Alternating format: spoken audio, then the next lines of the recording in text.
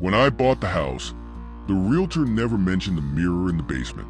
But the first night I spent there, I saw something I can never unsee, a reflection that wasn't mine.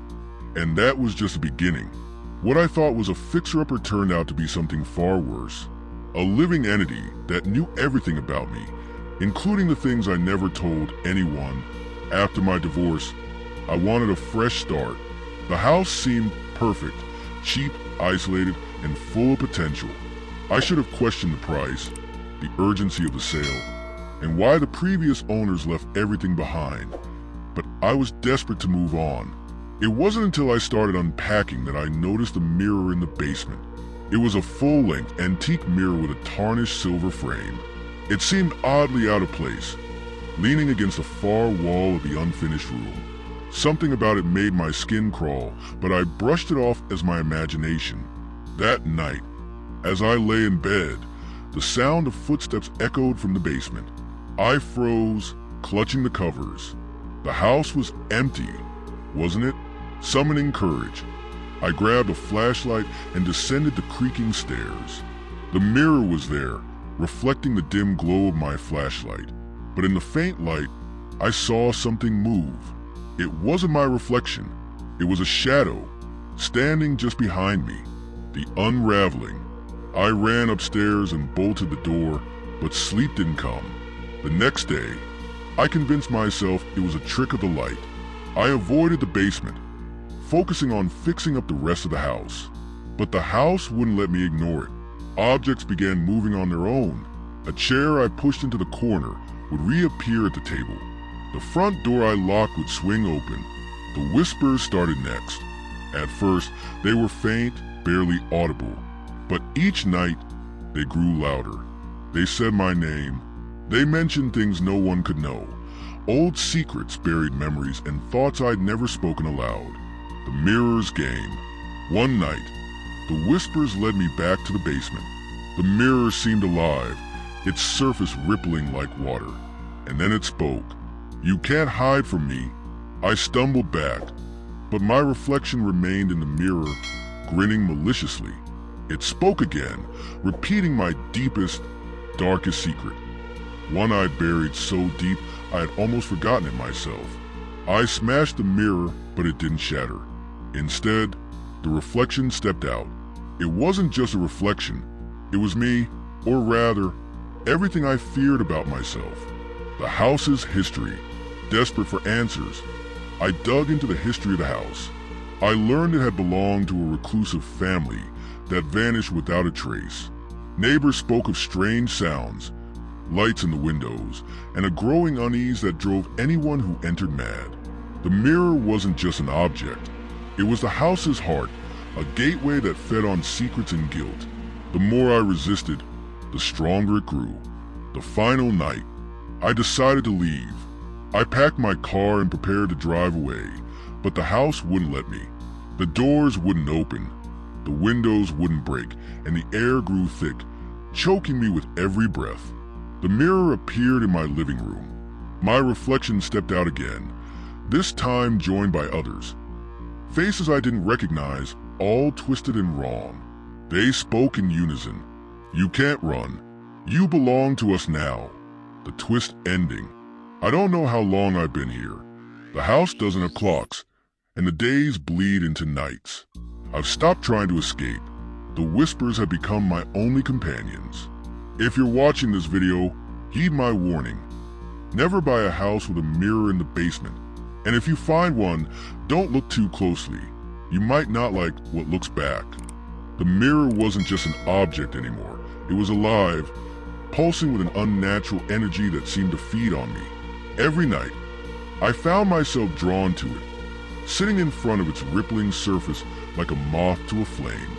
No matter how much I resisted, my legs would carry me down to the basement, where it waited.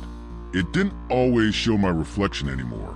Sometimes, it showed memories, painful ones I'd buried.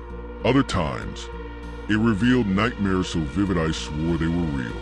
Once, I saw myself standing in the mirror's reflection, but I wasn't alone. Behind me stood my ex-wife, her face pale and lifeless, her eyes accusing. "Why did you let me go?" she whispered. Her voice echoed, but her lips didn't move. I screamed and stumbled back, but the reflection didn't disappear. Instead, my own face twisted into a grin that wasn't mine. The mirror spoke again, my voice layered with something darker. "You can't run from what you are." I tried to cover the mirror, throwing a blanket over it, but the fabric burned as soon as it touched the glass. The smell of scorched fabric filled the air, and the whispers started again. I didn't know how much time passed after that. Days? Weeks? I stopped eating, stopped sleeping. Every corner of the house seemed to watch me, waiting for me to slip up. I tried leaving. God, I tried. But every time I walked out the front door, I found myself back inside, staring at that cursed mirror. Once, in a desperate attempt, I called a priest. He was a kind man, older, with a calm voice that felt like a lifeline. I explained everything to him, though I could tell he didn't believe me.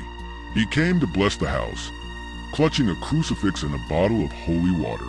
The moment he stepped into the basement, the temperature dropped. His breath turned to mist and his face paled. "There's something wrong here," he murmured. Before he could begin his blessing, the mirror erupted with light, and his screams echoed through the house. His body twisted unnaturally, bones snapping as he was pulled into the mirror. I tried to grab him, but it was like pulling against a hurricane. He vanished, and the mirror went silent, its surface smooth and undisturbed. But then I saw him. His reflection was trapped inside, pounding on the glass, his eyes wide with terror. That was the moment I knew I couldn't destroy the mirror. It wasn't just an object. It was a portal, a prison for the souls it devoured. I spent hours staring into it, watching the faces of the damned. Some were strangers, others were people I knew.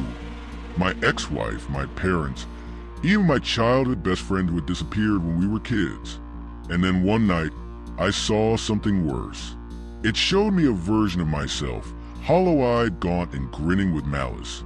This wasn't just a reflection. It was what the mirror wanted me to become.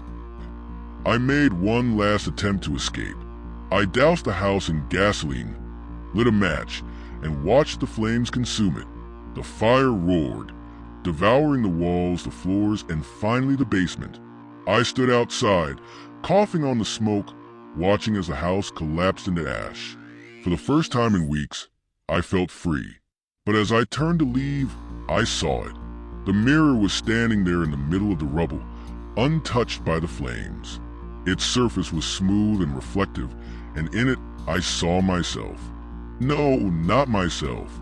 It was a twisted version of me, grinning, and it whispered one final time, "You can't destroy me. You are me." That's when I blacked out. When I woke up, I was back in the house, whole, undamaged, as if nothing had happened. The mirror was waiting, its surface rippling like water. I don't know how long I've been here. The days blur together, and I can't leave. Every time I try, I find myself back in front of the mirror. Sometimes, I see your faces in it, watching me, like you're watching now. If you're still listening, take this as your warning. Never buy an old house with a strange mirror in the basement. And if you do, for the love of God, don't let it know your secrets. Because once it knows you, it will never let you go. And guys, do you like the story? Do comment and like, share, subscribe.